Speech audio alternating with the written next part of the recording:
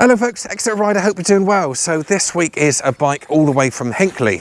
So say no more, it's going to be a Triumph, isn't it? So this week is my full review of the Triumph Speed Twin 1200. Okay, let's get going.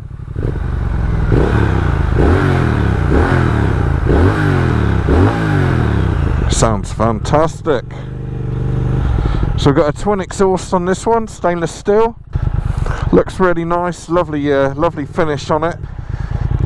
One thing I would like to say straight from the off is that there isn't much of a lock on the bars when you're riding around slowly. Very shallow indeed. But when you get going, it's beautiful. This bike is a bike that wants to be ridden.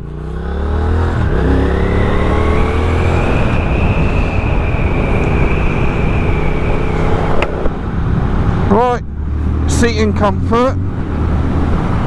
Watch the speed there. It's very easy to go right over the limit on this bike. Seating comfort, so it's quite a flat seat, and although it's flat and there isn't particularly a lot of padding, it still hasn't caused me any issues. So at the moment it seems to be, you know, it's pretty good really, all things considered. Obviously loads and loads of power, loads of overtaking power as well. We've got a 6-speed gearbox which pulls lovely in any gear. Going around on B roads and roads like this is absolutely fantastic. The tyres give you loads of confidence as well. A nice wide tyre, and it does like to turn in, and it does fall in really nicely, really positively, and you feel in control of it all the time. It's a very well set up bike, I would imagine, not that I'm any expert, for the track. Now suspension, we got the Mizuki, I'm not quite sure how to say that, forks on the front, which they're okay, they're not bad really. And on the back, looks a little bit more budget on the back suspension. It's a very basic setup for a bike that is as quick as this, and kind of set up for progressive ridings, shall we say. But that being said, although it looks, they look a bit budget on the back, at the same time they do still hold in quite nicely, and it does give quite a nice ride for a street style bike. So all that is pretty good there. The pegs and the gearing is easy to find. The side stand is difficult to find on the opposite side of things. It's quite easy to pop the front wheel up on this one, in sort of even in third gear. You know, if you want to, then it will come up. We do have traction control, and we can turn it off as well. The ABS, I found, has been a little bit intrusive for a bike which is you know, kind of built for hooning around on the rear end, and I did find that with the Bonneville as well. Actually, it does tend to lock up a lot, but we have to remember that there is a lot of kinetic energy on this bike running through as well. Oh, that's a bit naughty. I'm going to go for it here. So yeah, it does. Hang on. Thank you. Now, while we're talking about that, let's talk about the brakes. We got Brembos front and rear, and they're fantastic. It stops really quickly, and again, it's set up for, you know, proper fast riding, track riding. It would be a brilliant track day bike for sure. You know, so is it a good everyday bike? It is, yes, for sure. It's a bike you could take down the shops and stick a backpack on and get your groceries and then come back home again, no problem. How does this compare to the other 1200 range? Well, I have ridden the XC 1200 Scrambler. That was quite a big old bike, and again, loads of power, and it was alright for what it done. Very suited to taller people as well, that bike was. The Bonneville T100 and T120, I've ridden them, I've had them for a couple of days at a time, and again, they've been probably more suited to my type of riding. It's the same engine as the T120, but it's definitely tuned a lot differently, and I guess in all fairness for me I would probably go for the Bonneville 120 T120 over this one, only because it's just my style of riding. It suits me a bit more. It is a punchy throttle on this, and that's kind of why I say that the Bonneville might suit me a bit more, because it's streamlined a bit more. It's not so jumpy, it's not so feisty, and yeah, it's just a bit more of a lazy rider, whereas this is a proper, you know, hold on tight job. So yeah, it depends what you want, doesn't it? We're all in it for different reasons and like different things in bikes. So if you're somebody that likes to plod around a bit more, then perhaps the Bonneville or one of the 900s might suit you more. And if you're somebody that does like to own a big, powerful bike which will, you know, bite your hand off, then you know, then this is the one for you. The clocks are very easy to read, and I've got the rev counter on the right hand side, speedo on the left, and they're, you know, very easy to, you know, to look at, and you know exactly where you are with everything. We have got a tiny fuel gauge, a digital one on the dash as well, on the bottom right hand side. We have a gear indicator and a mileometer as well, of course, and also a range meter as well. So all the information is there.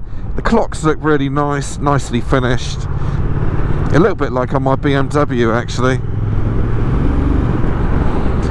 And yeah, it does tend to egg you on a little bit, this bike, I find.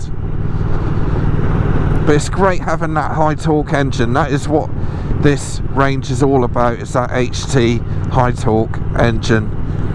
And it just pulls beautifully. Even in 6th gear now, it's just popping along, no problem at all. So that's a good start to the first initial impressions that I'd like to give you of the Triumph Speed Twin 1200. Right, let's go on to the next bit.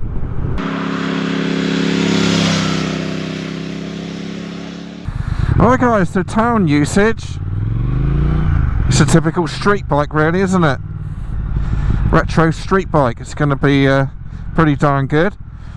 So visibility's good all round. It's a naked bike, no screen, easy to filter, narrow bars, yet they're not bars which make the steering heavy at all. They you know, very easy to manoeuvre bike in and out, and stay stable all the time. It just holds steadfast all the way through really. You know, everything about it does handle really particularly well, so you're not going to get any issues there, zipping in and out. Now going slow, the fueling is still good, there isn't much hunting, but it does get hot. I do feel the engine getting very hot, and the fan does come on a surprising amount actually. But then again, it's a 1200cc bike, there's a lot going on in there, and a lot of it. A lot of moving parts, big moving parts. So it kind of makes sense really. There's no quick shifter on it, which I would expect there to be, in all honesty, on a bike of this calibre. Perhaps it's an optional extra, I don't know. But again, holding 30 or 28 miles an hour is just lovely in even in 5th gear.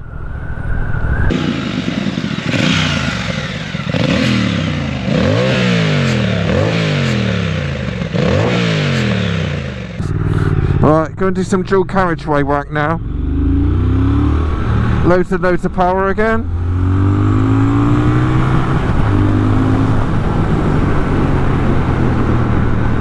No issues there.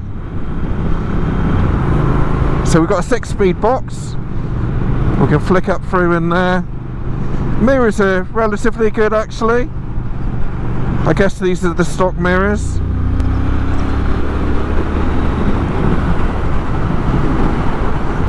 Hitting up to 70 miles an hour.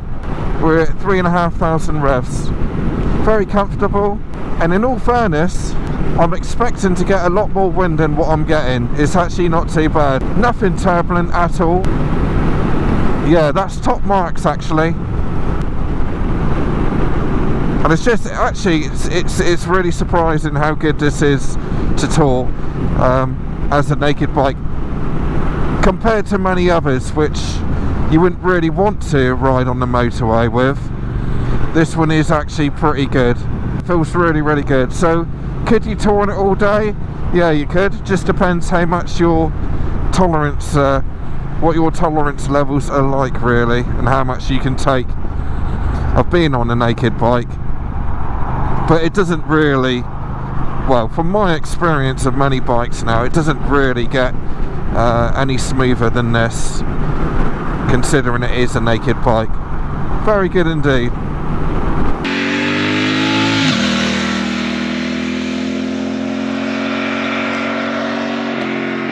So we're just going to walk around the bike now. We're going to talk about some of the aspects about it. We'll start off with the finish first. Now we're going to talk about this stainless steel exhaust first. It looks really nice, looks very suited to the bike. It's a double as well. If I show you around the back here, you get the aspect of the double exhaust on the left and the right hand side, which looks really nice. We have the double disc brakes on the front, which are made by Brembo, and they are absolutely superb. Again, on the back of the brakes, on this side we have single caliper, which is a twin pot on the back. So the engine produces 98 horsepower at 7,250 RPM, and the torque figure is coming back at 112 Newton meters at 4,200 RPM. It's a 6-speed gearbox and very, very smooth, and it's got that really light clutch as well on the left-hand side, which works really, really nicely. The seat is 809 millimeters high, so with me sat on it like so, I'm 5'8", got a 30-inch inside leg measurement. The bike weighs 216 kilograms. I'm flat-footing it, and although you do feel the weight when you pull it off the stand, once it's up there, it's actually no problem at all. This is where the peg position is here. I've got easy access to the brake, and again, the brakes are superb on this bike, and yeah, it works really, really well. Moving over to the front, as you can see, I'm not reaching for the bars at all. I don't think I would need bar risers if I owned this bike myself. And again, very comfortable and all in a natural place. And I like that about this bike. It is very comfortable. And even the seat is comfortable. There's not much padding on the seat, but it is comfortable for long trips. So on the left-hand bar, we've got the high beam, low beam information button and indicators there, the mode selector and the horn. Then on the right hand bar we have the kill switch with the integrated start button as well, and the hazards. Again, we have the brake lever, which is adjustable.